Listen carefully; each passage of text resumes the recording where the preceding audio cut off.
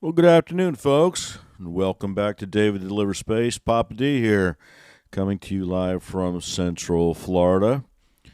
A big show we've been waiting for since the last Starship launch has come today, hopefully.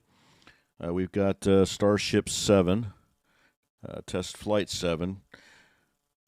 We've got a launch window that will be opening up about 5 o'clock. We're looking at a T0 at 5 o'clock. At least that's the beginning of the window. But another test flight out of Boca Chica, Texas. And it comes on the tail end of another early morning launch that we covered. Blue Origin, of course, had their first New Glenn launch. Successful launch. Not so much on the recovery side. Still haven't received the full story other than the fact that the booster did make it back. But congratulations to them nonetheless for making their first launch and making it to orbit. So we send our congratulations to them. But today and right now is, again, as I said, SpaceX's turn. And this is Test Flight 7, leaving from the orbital launch pad A, and that is, of course, down in Starbase, Boca Chica, Texas. This is the, of course, 7th mission and the first mission of this year. A little bit different profile. Well, the mission profile is the same. What we have is Ship 33 and Booster 14. Ship 33, make sure I have it absolutely lined up. The ship is the what I would call the next generation, but I want to get my ducks in a row here. Block 2, of course. The booster is still Block 1. They will continue to be Block 1 until the first Block 2 booster is produced and scheduled on manifest. So we're flying Block 2 Starship Block 1 booster. And the booster number is 14. Little fun fact about that booster. One of the Raptor engines had flown previously. So this is one of the first pieces of reused hardware. A significant piece of hardware. And a lot of things going on with this mission profile. I'm not going to get too deep because we're probably going to be going live shortly. But there are going to be 10 simulated Starlink satellites released as part of this mission. There's been a lot of changes, a lot of removal of tiles, things that I know they'll speak of, and we'll touch on as we get deeper into the broadcast. But just want to take a second before we go live here. Want to thank the subscribers. If you're not a subscriber, please feel free to subscribe. Please make sure you hit that like button. Share the videos. It helps us get a little bit further and deeper out into YouTube and get the breadth of our channel pushed out a little bit more. Want to thank, of course, as always, SpaceX for producing such great content and allowing us to share it with our viewers and with the public. Mission of this channel is to educate and bring these amazing times we're in with commercial spaceflight. And we are proud to say that we are a big proponent and a big backer of what SpaceX is doing. Many companies are doing it, getting into it, but the exciting things that SpaceX has been doing and will continue to do, especially with the Starship program, is absolutely mind-blowing, and we are happy, proud, and everything else to bring it to you. Just want to check and make sure we have not gone. We're fixing to go live here very shortly. So, again, thank you to the subscribers. Thank you also to Maddness Productions, who provides us with our bumper music.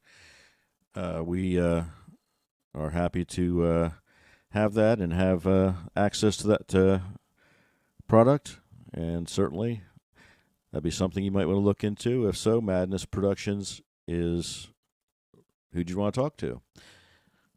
And again, thank you again, going around full loop to the subscribers. We hope you, if you're a new visitor to the site, that you take the time to hit that subscribe button, smash that like button, hit the notify button so you'll know when we go live.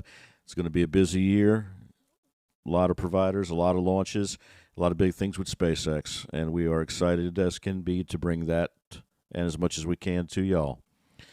So I think so we don't miss anything, we're going to stand by here shortly, go over to the SpaceX feed, and prepare for what we hope will be another amazingly successful launch and execution of a mission profile, which will include the release of 10 simulated Starlink satellites.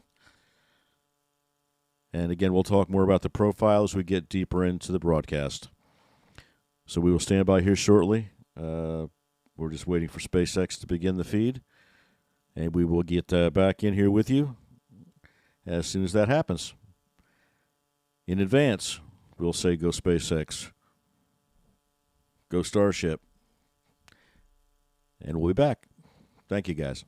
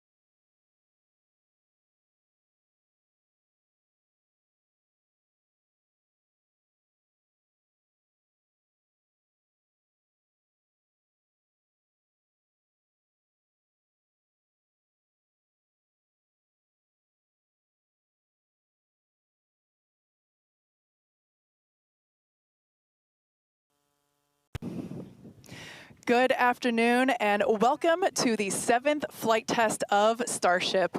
It is currently 4:03 p.m. Central Time here at Starbase, Texas, and it is a beautiful and breezy afternoon for another flight around the world. I'm Kate Tice, Senior Quality Systems Engineering Manager at SpaceX, and I'm joining Dan for my first ever in-person Starship launch at Starbase. You can see the rocket behind us. It's mind-blowing. This is quite the view, Dan. No better seat in the house, no better thing to talk about a rocket as you watch it launch. Hi, everybody. Welcome back to Starbase for another Starship launch. I'm Dan Hewitt from SpaceX Communications. We are at T-minus under 33 minutes and counting. Our T0 time coming a little after the bottom of the hour. Now, Starship program has brought us nonstop excitement back in 2024. This year shaping up to be even bigger. Absolutely. We're looking at even more launches of Starship this year with tons of exciting firsts starting today. Flight 7 has a lot in store, from Starship's next generation upper stage design on its first flight today to deploying the first simulated Starlink satellites and the second booster catch attempt. We're kicking off 2025 in style here in the Lone Star State. So hold on to your butts because it's going to be a wild year. And it's all ramping up as we chase after that full reusability for the world's biggest rocket. And we're going to be with you today every step of the way. Also joining us, though, amid a very excited crowd growing over there in Hawthorne, is Jesse Anderson. Jesse, how's everything going in LA? Hey, Dan and Kate, everything is all good here on the factory floor. We're just outside of mission control, and we're T-minus 31 minutes away, but we already have a really big crowd here building. There you go. Starting to build up here. Every flight of Starship has made huge progress, and today is another exciting one. We're joined by Starship, Raptor, and Starlink teams here with me today, and everyone is getting super excited for this flight test. So with that in mind, I expect it to get very loud in here soon. But for now, I'm going to hand it back over to you guys at Starbase for a quick look back at the flights that brought us here today. Hey, thanks, Jesse. Now, the more we fly safely, the faster we learn, the sooner we realize full and rapid reuse. The previous 6 flight tests proved we're on the right track. Each one of those tests provides a ton of invaluable data and, of course, some pretty great views along the way. Oh, yeah. Every one of those tests informed the upgrades that are debuting on today's flight test. And you know, we've all been watching this, following through the incredible testing campaign for every flight. And man, I can't wait for today as well as everything else we've got planned this year. Just a recap of what happened just before this flight test. Our most recent one was back in November 19th. That was Flight 6. It lifted off at 4 p.m. Central from Starbase, Texas, just a couple miles over our shoulders. It was a gorgeous sunset ascent. Let's take a look. Attention all flight crew members, flight is go for launch.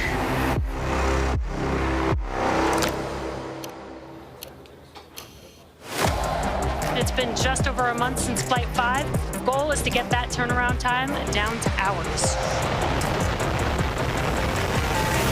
We have liftoff.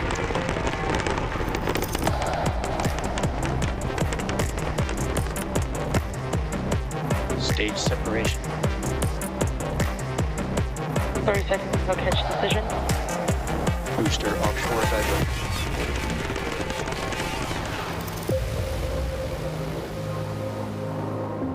Tune in and watch the ship fly around planet Earth.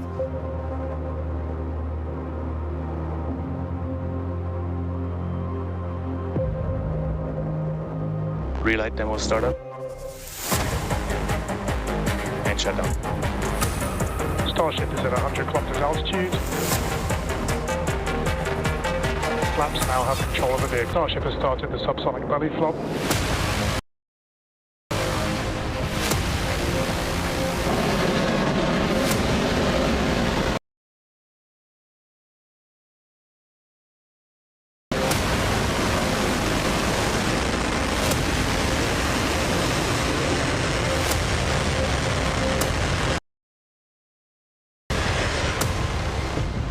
Starship has landed.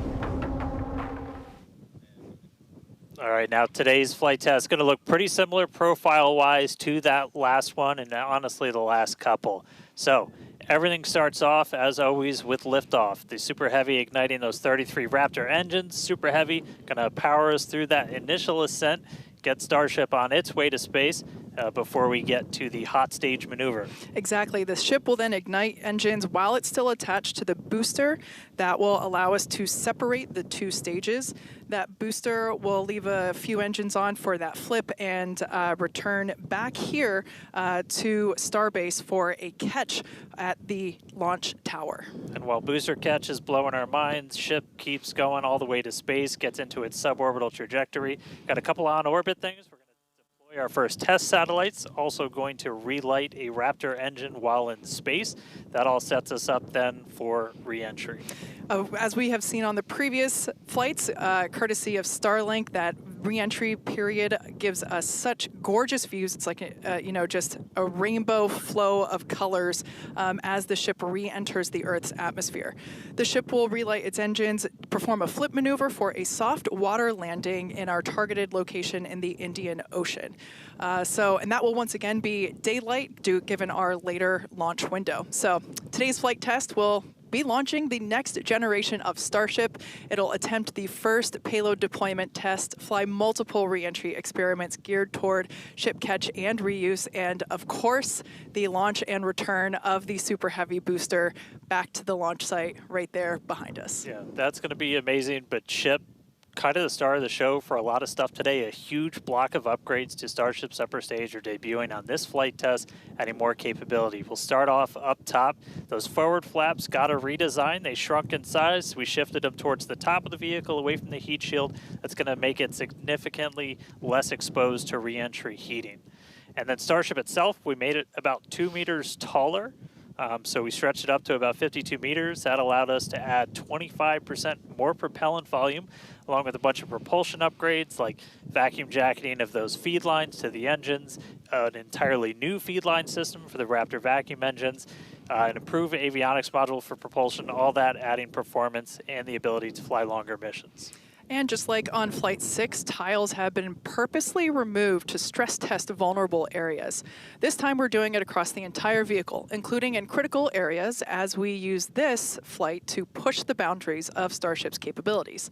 And for re-entry experiments, multiple metallic tiles are being tested, as you can see there on your screen, including some that have a version with active cooling.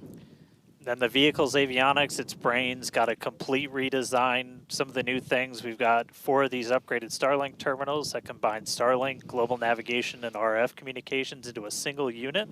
And then on the sides of the vehicle, we have these catch fittings. They're non-structural, but we're going to be able to see how they perform thermally during re-entry. We also smoothed part of that tile line to address some hot spots that we saw during entry on the last flight.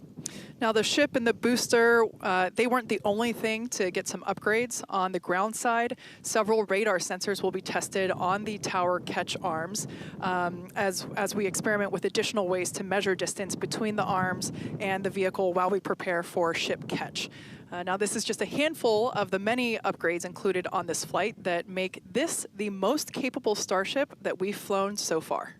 And then something really cool has me super excited.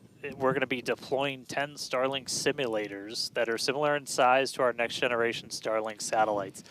With pretty unparalleled payload capacity and full reusability, Starship's going to be able to deploy our more advanced V3 Starlink satellites, which is going to help us continue to revolutionize global connectivity. Each of those Starlink V3 launches on Starship is going to add about 60 terabits per second of capacity to the Starlink network. And that alone is that's more than 20 times the capacity we're getting with every V2 Mini flight on a Falcon 9 right now. That just helps further Starlink's impact in the coming years as we expand access to high-speed internet all around the world and eventually beyond. And those Starlink simulators are going to be on the same suborbital trajectory as Starship, and they're expected to demise upon entry.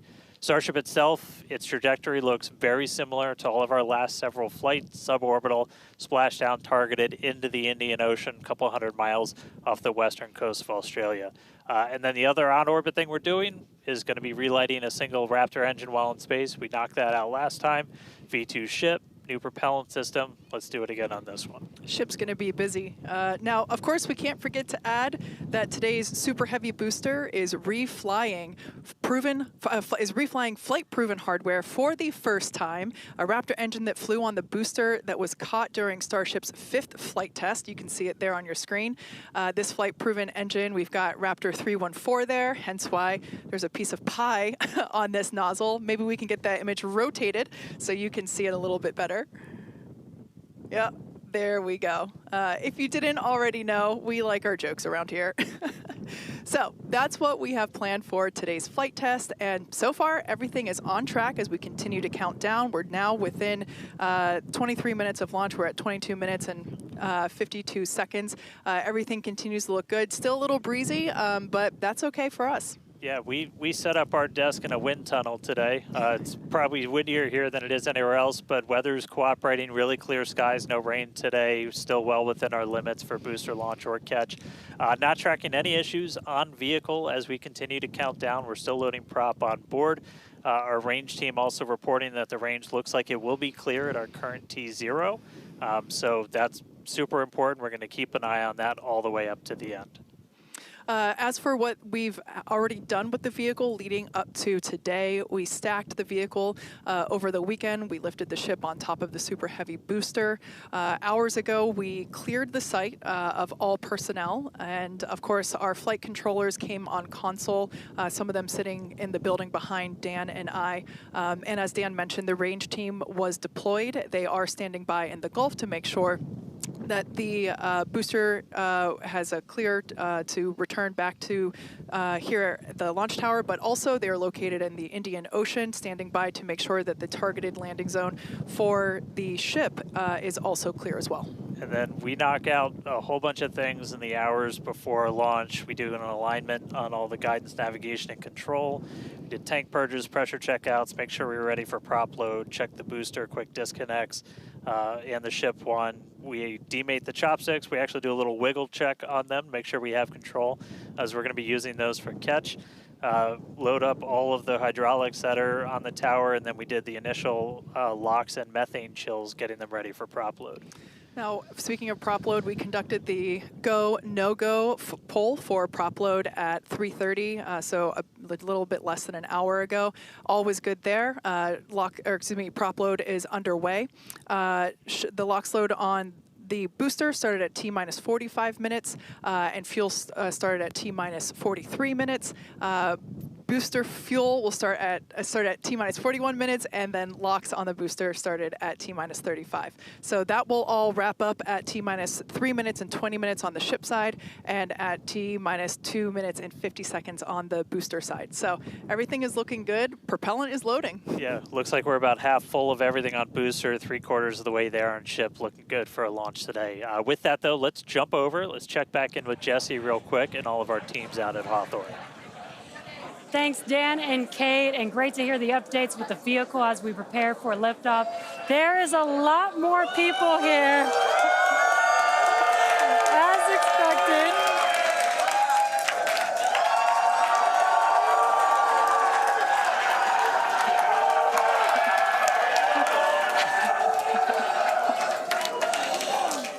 Love it. All the Raptor engines are built here, so there's a lot of that team here in the crowd, so they have a strong connection to the Starship flight today. Every flight test gets us closer to a fully operational Starship, which gets us closer to our ultimate goal to make humanity a multiplanetary species. To establish cities on Mars, we're going to need high-cadence, low-cost flights for cargo and crew. As the only fully reusable rocket with this kind of capability, Starship is the only vehicle in development that will be able to unlock our multi-planet future. Starship uses a first-of-its-kind on-orbit propellant transfer to refuel in orbit in preparation for these long trips. With milestones like ship catch and in-orbit prop transfer coming up, 2025 promises to be huge for Starship and our journey to Mars, with our first trip currently planned for the end of 2026. Between the reusability, low cost, and heavy lift capabilities, this all comes together to help us deliver up to 100 people at a time to destinations both near and far, and to deliver payloads farther and at a lower cost than any other vehicle. We'll be able to launch more massive payloads than anything else flying or in development today, capable of sending things like giant space telescopes or the next generations of space stations into orbit on a single launch. So while today's flight is just a test, the future is much closer than we realize. But one flight test at a time, so let's head back to Dan and Kate for a closer look at Starship. Thanks, Jesse. Starship features two major parts: the ship, which has 6 Raptor engines, and the Super Heavy booster, which has 33 Raptor engines. The Raptor engine is a reusable methane-oxygen staged combustion engine that powers the Starship system and has twice the thrust of the Falcon 9 Merlin engine. Now, just like we saw flights 1 through 6, the current iteration of Starship is an experimental vehicle flying for development.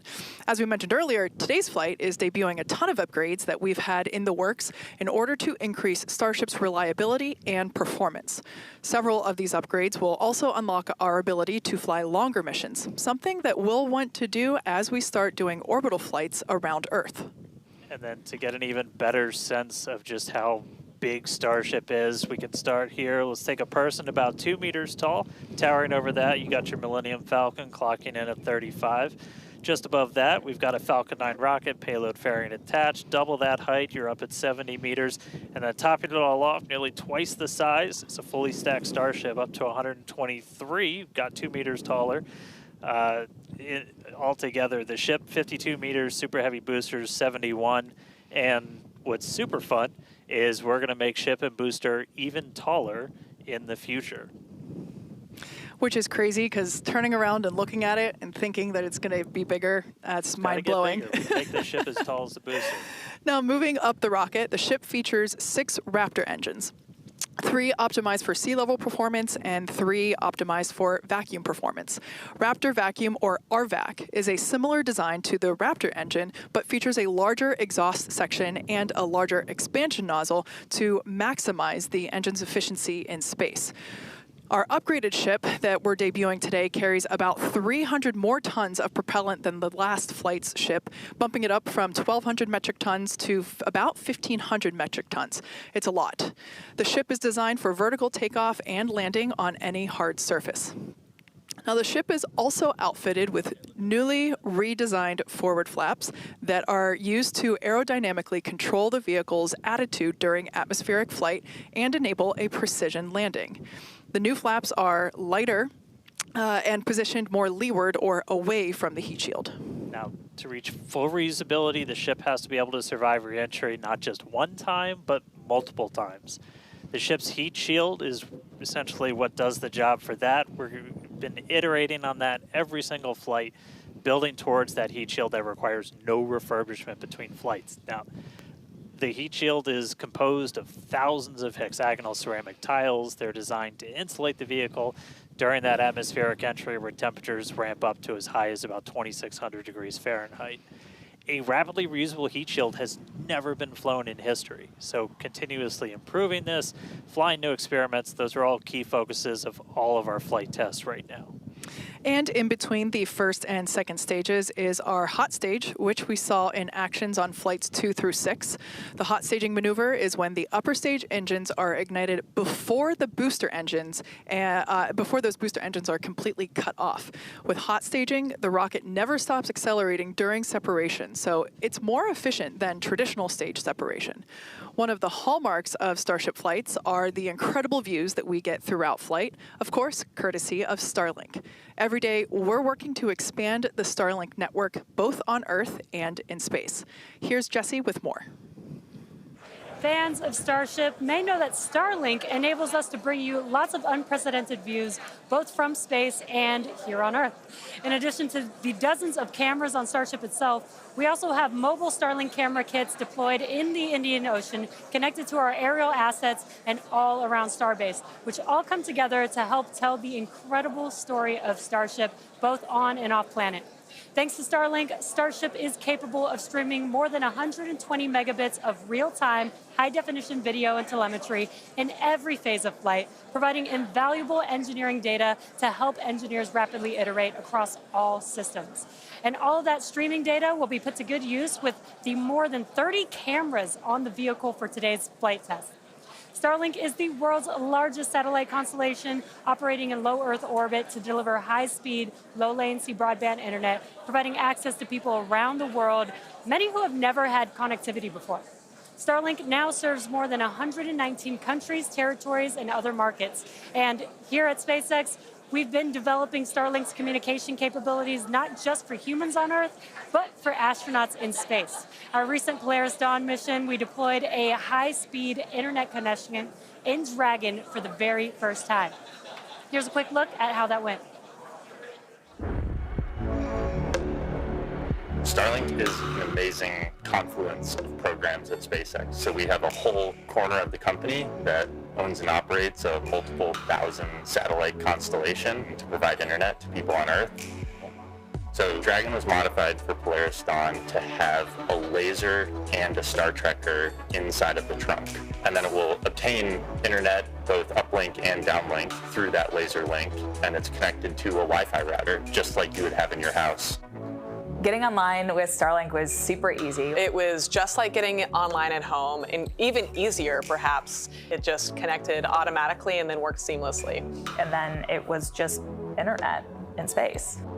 The Starlink performance on orbit blew us away. It enabled us to talk directly with Mission Control team, and it also enabled us two-way video connection with our families back at home. So it just was an incredible resource. One of my favorite memories is, all four of us in different parts of the spacecraft on phones with our earpieces talking to our families. Get to show them the perspective that we have of Earth. It was very cool to bring them into the mission that way. I was able to show my kids and my husband, what it looked like to be floating in space. I got to show them out the window. Well, my husband even exclaimed that at one point we hung up the call and he called back and I answered and he was like, I called space. Starlink on Dragon is something that we want to include because we have this company within SpaceX that has space-based internet. So what not a better way to test space-based internet in space? From connecting astronauts in space to providing high-speed internet to more than 4.6 million active customers here on Earth, the Starlink team is laser-focused on expanding coverage, increasing speeds, and lowering latency so that we can connect as many as possible around the world and beyond. Last year, we activated Starlink in 27 new markets and are now covering a global area home to 2.8 billion people, including those who live in some of the most remote places on Earth. To meet the growing global demand for high-speed internet, SpaceX opened a new 700,000 square foot factory in Bastrop, Texas, and introduced Starlink Mini as well as an upgraded version of the Starlink Standard Kit. The SpaceX team also achieved an unprecedented launch cadence, conducting 134 Falcon launches, with 89 dedicated to expanding the Starlink constellation. With each launch, Starlink adds more capacity to the constellation and continues to expand its coverage, connecting even more people in underserved and hardest to reach areas of the globe. Now, while our mission to connect the unconnected is far from complete, you can check out some of the Starlink team's highlights from 2024 and learn more about how our customers are furthering Starlink's impact around the world at starlink.com/stories. And a little bit closer to home, we do have a few updates for those impacted by the fires here in Southern California. So far, the Starlink team has provided about 1,350 free kits to fire departments and other disaster response organizations from down in Orange County all the way up to Malibu. That is in addition to applying free Starlink service for thousands of customers impacted by the fires all across the Los Angeles area. And just as critically, since enabling our direct-to-cell satellites with T-Mobile, more than 120,000 text messages have been sent, allowing those in impacted areas to reach loved ones, text 911, or receive emergency alerts. I've never been prouder to be an employee at SpaceX for moments like that where we can help the people and community around us. Make sure to follow @Starlink on X for updates as we continue to work with local response teams, and check out starlink.com/LA wildfires.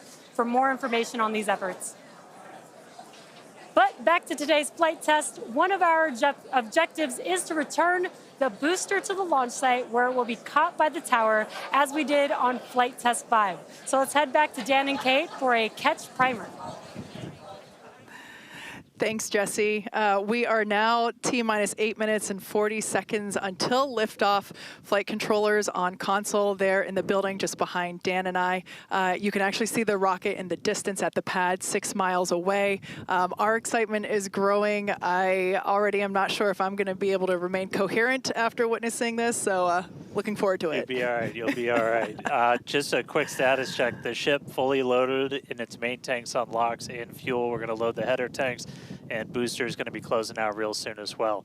Let's talk about that second catch attempt, though. So we're going to use the tower's 2 gigantic robotic arms, call them the chopsticks, same thing we used to stack Starship onto Super Heavy for all the integration ahead of a flight, and that's what we used to catch by moving stuff like landing legs from the booster to the ground side. It's a lighter booster, means you can carry more into space.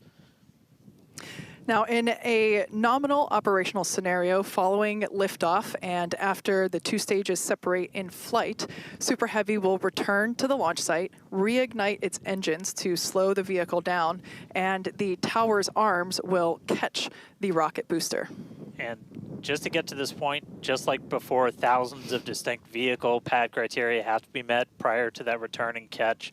We need healthy systems on the booster, healthy systems on the tower, and a manual command from our mission flight director for the day. If we don't send that command before the boost back burn ends, or if any of those automated checks kick us out, that's what happened on Flight 6, the Super Heavy booster will divert to an offshore trajectory, and it'll go out and do a landing burn in a soft splashdown in the Gulf of Mexico. Now, we have said it before, but it remains true today. We accept no compromises when it comes to ensuring the safety of the public and our team, and that return will only take place if the conditions are right. And one of the unique aspects of Starship flights is the return and the catch of that Super Heavy booster and the audible sonic boom that it comes with it in the area around the return location. General impact to anyone in the area is just a brief thunder-like noise, but it definitely lets you know it's coming. Oh, yeah. It's something our neighbors in Cape Canaveral, Florida and Vandenberg, California have become accustomed to over the years, and now we're bringing the boom to Boca. So here's a peek of what to expect.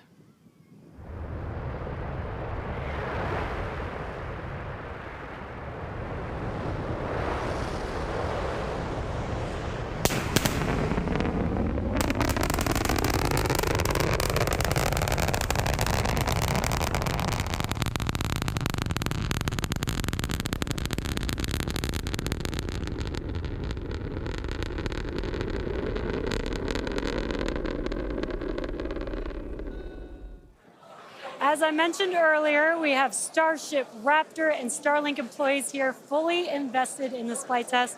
And of course, many other SpaceX employees also here across our site supporting their teammates. Every flight test has been pretty unique, and we're all very excited for another round of firsts, but I'm pretty sure the crowd is looking forward to potentially watching those chopsticks catch another booster. So let's see how excited they are today.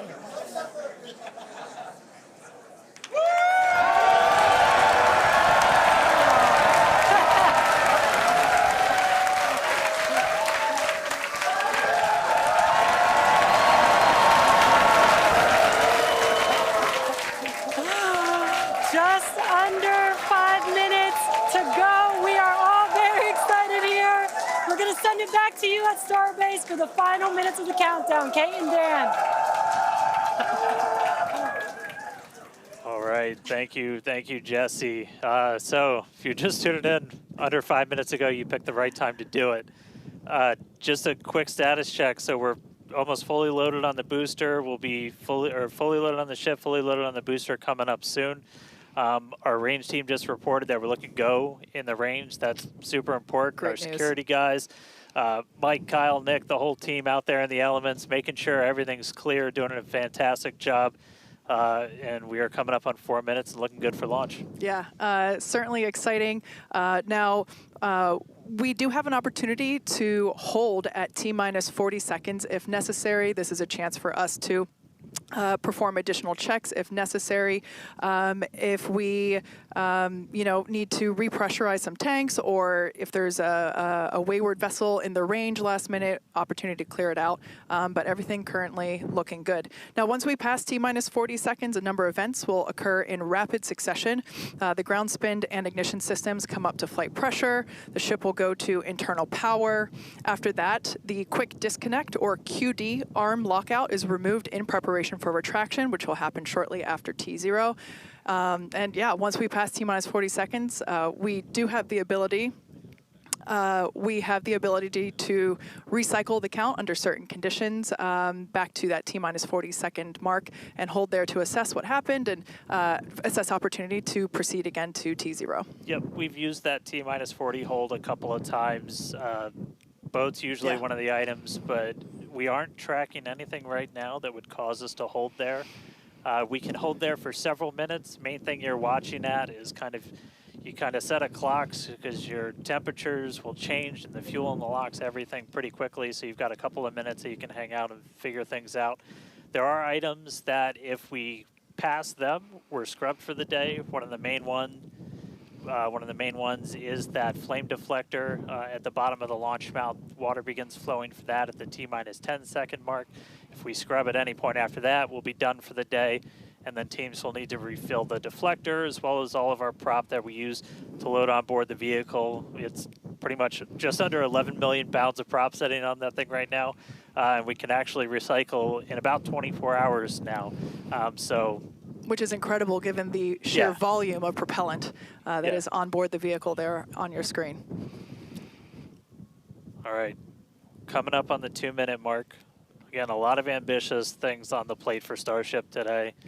T-minus 2 minutes. New ship, new year, a lot of upgrades, doing a lot of ambitious things in space this time. Our first payload deploy, relighting a Raptor engine. We're looking good. So as we mentioned before, we have an opportunity to hold at T-minus 40 seconds, not tracking any issues at the moment that would be necessary right now. So fingers crossed we can pass through that checkpoint without stopping. But the folks on console are continuing to evaluate the launch commit criteria, making sure that the winds are within limits as well as any other weather restrictions. But man, compared to yesterday, this is a textbook gorgeous day. Oh yeah, little breezy today, but we got clear blue skies for a launch today. So at this point, all the prop has been loaded on the vehicle. We've closed everything out. We're doing our final thrust vector control, our steering for the engine checkouts. Once we hit the 30-second mark, we'll hear the flight director give the final go for launch. So we're under a minute. As we said, we're not expecting a hold at T-minus 40. But do not be shocked if that happens. It has happened in the past, and we can hang out there for a couple of minutes if we need to. If memory serves me right, we hold my breath for 4 seconds. Pass through prop load gate. All right, we passed right through that prop load gate. Hot diggity dog. All right, so we're going to let our flight director, Ty Huntington, take it away. Go for launch. All right, guys. Papa D here. We are go for launch. Just get ready to light that candle. Go SpaceX. Go Starship. T-minus 10, 9, 8, 7, 6, 5, 4, 3, 2, 1.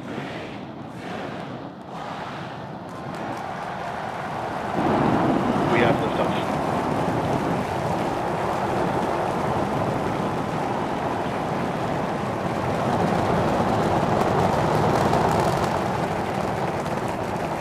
Vehicle's pitching downrange.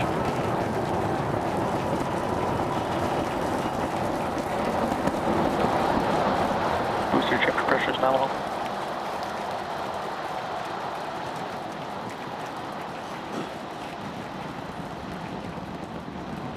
All right, we're more than 30 seconds into flight. Telemetry showing 33 out of 33 engines as it's pitching downrange. Booster, chip, avionics, power, and telemetry nominal. Hearing good call outs on the ship. Textbook launch. All engines are lit. Looking good. 6 miles away. Watching Starship arc into just endless blue skies right now.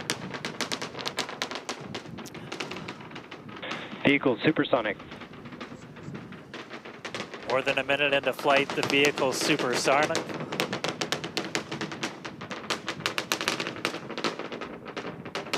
Max Q. So we just passed through max Q. That's the greatest stress the vehicle's going to experience on the way uphill. Reminder that all of our teams down here on the ground are now looking at systems on the tower. They just did a manual check through. That's going to inform that manual flight director's decision. Next moment coming up, though, is going to be hot staging. Don't take your eyes off it. It's one heck of a light show. What a gorgeous ascent. 6 ship engines getting ready to ignite. That's going to happen while we're still attached.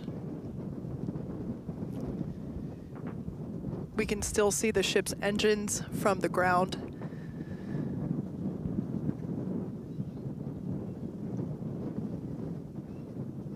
Got a little under 30 seconds away from that. We are hearing good call outs on the tower preparedness from the manual checks. Reminder though, we've still got automated checkouts on the booster and the ship itself. But as of right now, our manual checks and our manual commanding is looking go for a catch. Booster engine cut off. That is incredible news. We just Here heard the comes call hot out for staging. booster Right, engine Nico. cut off. Engine startup. Most engines cut off, down to those Stage middle separation. 3. Just beautiful. Perfect separation. Amazing video. Good job, SpaceX. All right, hot stage Ship chamber confirmed. pressure We've is got a nominal. booster hopefully on our way back to us, and a ship now making its ascent burn into space. How's it going in Hawthorne, Jesse? It's great over here. You can hear the crowd screaming for every milestone. The booster is now making its way back down to Earth. Looks like we have 12 of those 13 engines ignited. We're using the engines that actually gimbal. We are go for booster return. An excellent call out there. We are go for booster return. And the booster's coming back, There's a lot of guys. criteria that needed Keep to your line eyes up on to it. ensure that we could have a Booster safe burn shutdown. booster catch, and it sounds like we got the go for that.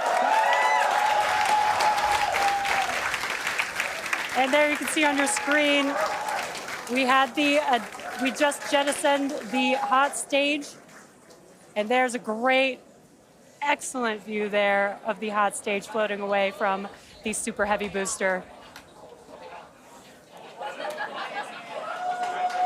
Now we've shut down the engines for that boost back burn. That confirms boost back burn is now complete. That was the first of 2 burns required for the vehicle to make its way back down to Earth.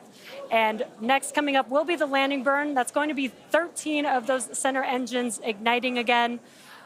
And that will then go down from 13 down to 3 engines just right before we touch down for that booster catch.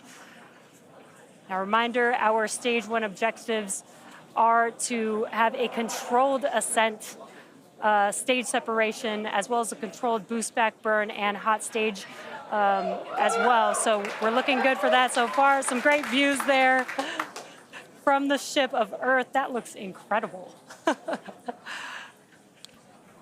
And keep an eye out, guys. Remember, one of those center engines did not do. Now, Starship's did not ship light. is still Went out. firing its engines right now. Starship trajectory nominal.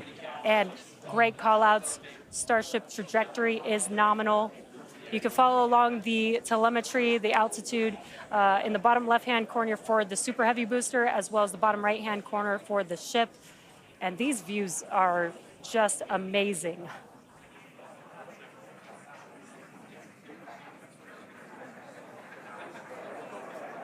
Again, the booster is currently making its way back to the tower today. So we're looking forward to a booster catch with the chopsticks. And in the meantime, you can see those grid fins there helping to control the vehicle and guide it back to its landing site. Booster FTS is saved. Now with that, we're going to hand it back. How's it going over there, Dan and Kate? How are you doing, Kate? Seeing that in person? Dan had to take that entire segment because I couldn't talk. That was incredible. There it is. We can see the booster coming back in now through the plume. At least it looks that way to us. It's incredible that it basically returns. It looks like a speeding, just like this silver flare coming back to the. Once again, we are standing by for attempting to catch the booster at the tower. This would be the second tower catch. Booster landing burn. See it. All right, guys, here we go. Booster now hovering as it aligns with the tower for catch. Booster coming in. Get ready for that boom, Kate. Down to 3 engines. Yeah! Congratulations, SpaceX. Another catch.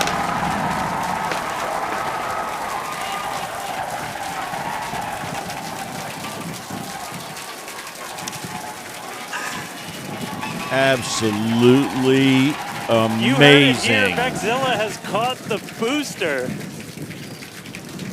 Once again, for the second time, a successful catch by the launch tower. This is the same tower, the launch pad, where that booster took off from just 7.5 minutes ago. Great view from the chopstick arms, looking at those hypersonic grid fins that steer the booster for that precision landing. It almost looks like it's flapping its wings. Yeah, you can see just how small that catch fitting is, too, on something that's just so massive. That was absolutely insane. Meanwhile, we're not done, but wait, there's more. I just don't know how you can watch something like this and not And this, of course, lose your mind. A gorgeous view there from the tower looking down at the top of the booster.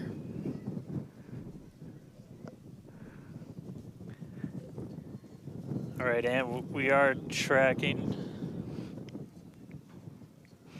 And we still have a lot of views this from mission the ship, profile to go, guys. Who can take their eyes off of that incredible sight. That is once again the second catch of a booster back at the launch tower. It was incredible to see it come back down, just this silver flare in the sky.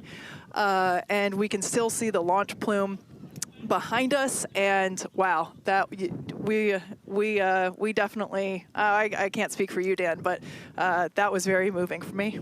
Yeah, and right now you can see some of the telemetry on those ship engines has gone out, and we're waiting for an update on what our ship status is. We were approaching that ship engine cutoff time, so just waiting to hear.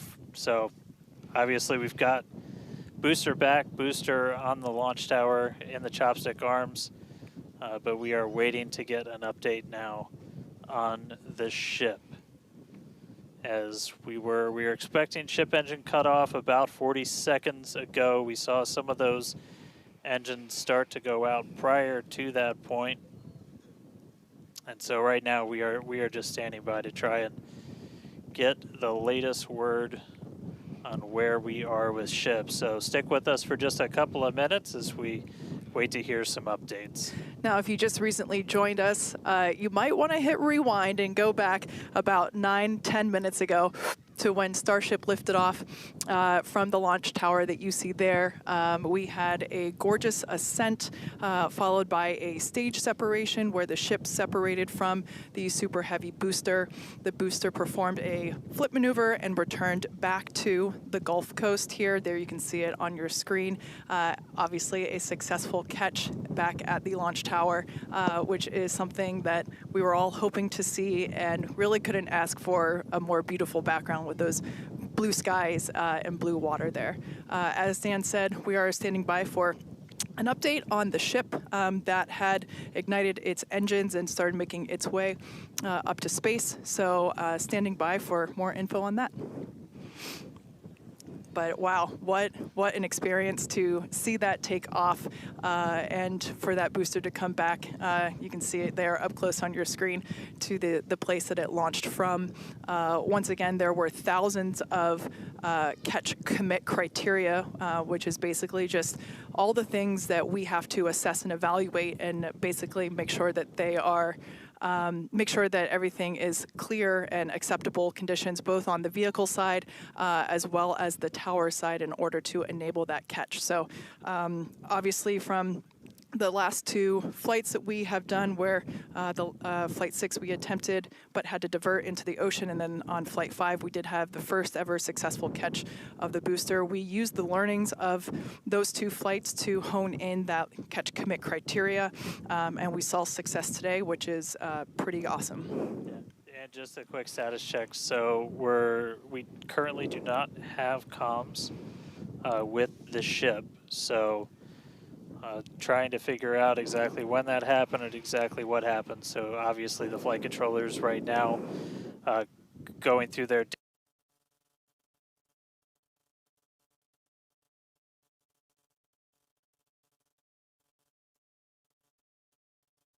data, looking to make sure it's not anything instrumentation on the ship, but actually try and get us a status. So again, we're gonna keep listening in on this. We'll give you an update as soon as we have a little bit more. So for now, stage 1 back in the tower, waiting to find out a little bit more about stage 2.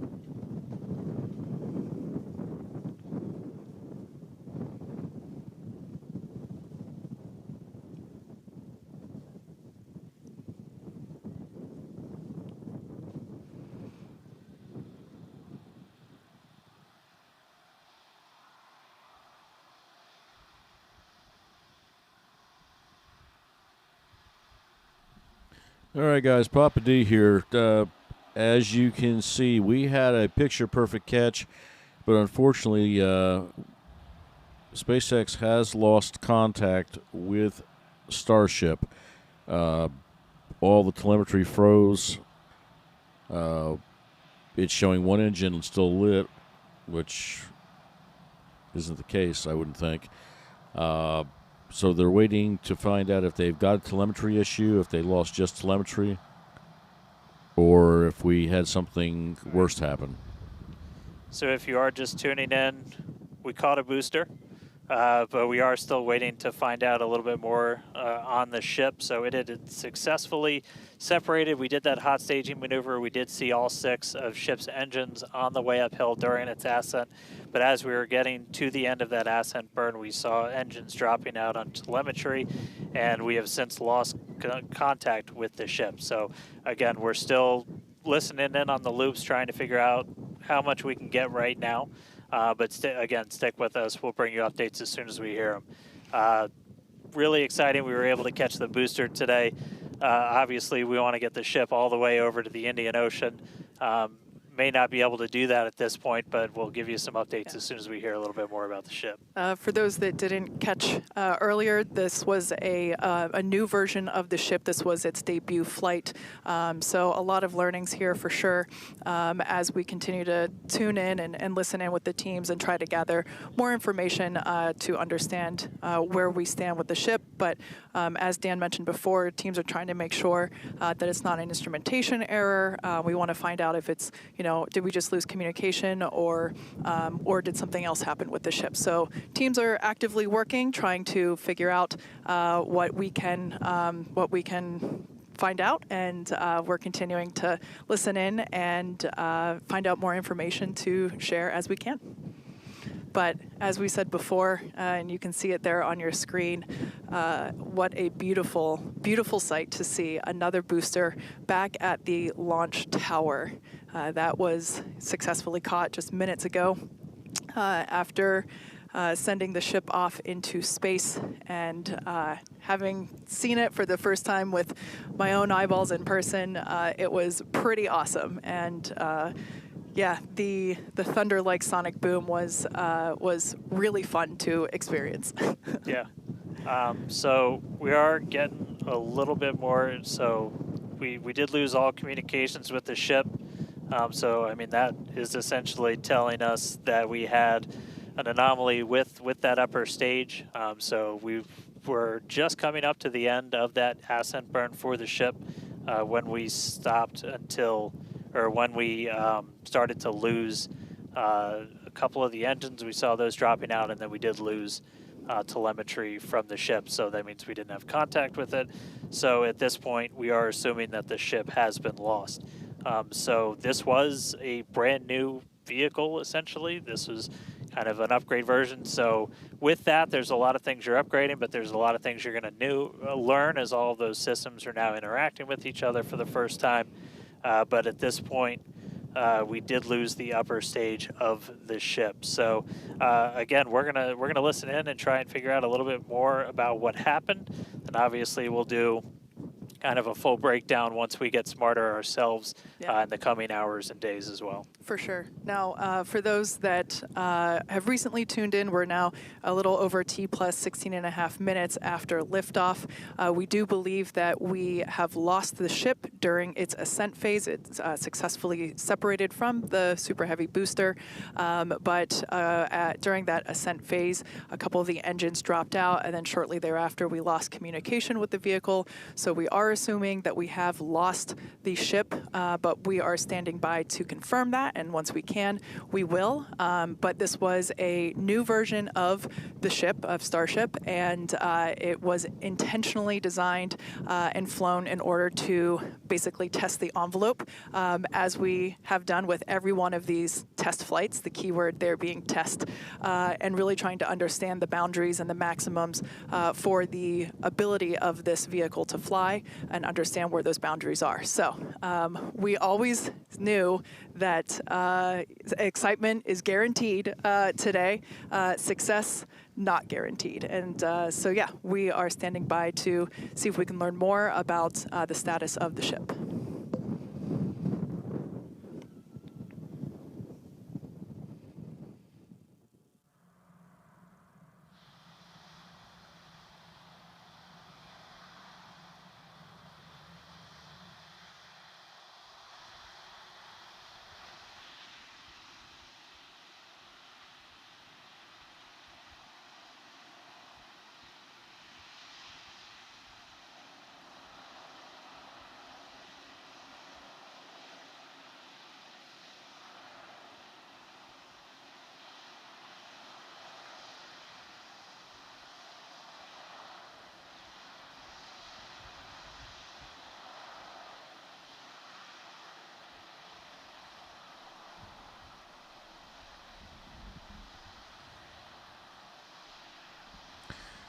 All right, folks, Papa D here. We are standing by with SpaceX to get some further information about the status of Starship. As was said in the broadcast, this was a new version, and SpaceX tests the envelope, how far they can push, and that sometimes ends this way. We're not 100% sure. We don't have confirmation, but as they indicated, it appears the ship has been lost. We do not know the circumstances. Two of the engines dropped off. Communications were lost, and that's the last that we know. So at this point, we do have a very successful first part of the mission. Booster number 33, booster 14, had a perfect liftoff and recovery. Was amazing to watch. You can play that back at your leisure, and I know I will be. Perfect, and couldn't ask for more on that side. Again, we are waiting to hear the disposition of Starship, and this was the next generation, and we hope that it was just a communication error, but as time goes on, as the clock continues to tick here, we're at about 20 and a half minutes past T0 with no further communication. We'll assume the anomaly has taken place. at this point, we're just going to stand by with SpaceX. And, again, thank them for an amazing broadcast, amazing views. It just gets better and better. But each iteration of this ship, each iteration of Starship will contain improvements. And I think one day we'll all be saying, amazing how the ship and the booster come back, and this is a very repetitive, quick event. But the steps that SpaceX has taken so far, leaps and bounds, is utterly amazing. And again, I find it hard to contain myself when that booster begins its return back to the launch pad. So we'll stand by, guys. See if we can get some further information about the status of Starship. We'll keep our fingers crossed. I'm sometimes a little overly optimistic, but we'll see what information we get from them, and then we'll get ready to recycle for the next one. They're talking about a launch a month. So they'll learn from this and move forward to the next one. So we will stand by, wait for some more information. Thanks for coming out. Please hit the like button. Please hit subscribe. All the stuff we all say. And hopefully we'll get some more information here very shortly.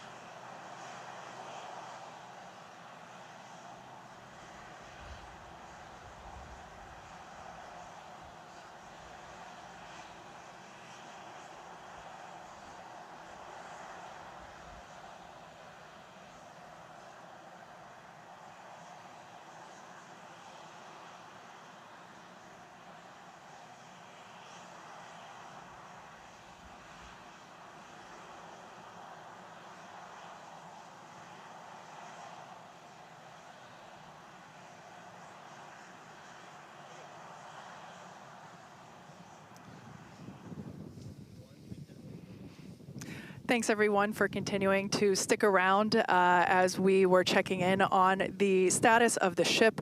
At this point in time, we can confirm that we did lose the ship. However, Starship, the total vehicle, did have an on-time liftoff at 4:37 p.m. Central Time from the launch pad just behind us at Starbase Texas. Gorgeous ascent and successful stage separation. The booster pushed the ship off, the ship disconnected during that stage separation. The booster came back for a successful, the second ever booster catch at the launch tower, which was pretty incredible to see. Yeah, it was great to see the booster come down, but we are obviously bummed out about ship. It looked like we lost contact with it a little under 8.5 minutes into flight. That's roughly when you start to get to that main engine cutoff. We obviously need to go through all the data. It's going to take some time. In the next hours, days, we're going to figure out exactly what happened, come back, fly the next one, get even farther. Reminder, it's a test. It's a flight test. It's an experimental vehicle.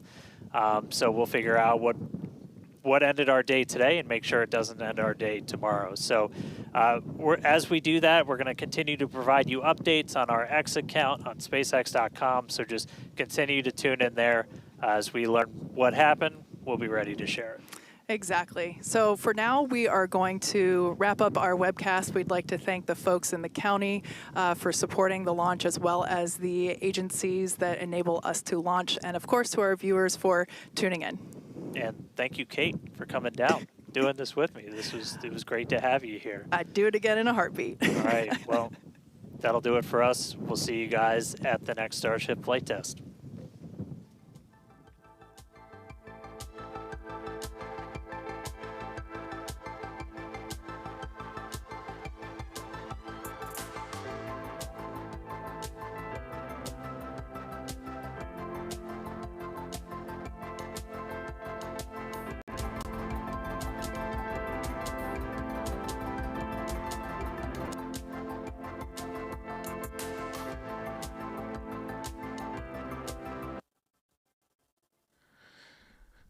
Oh, well, folks, that is the final word on that.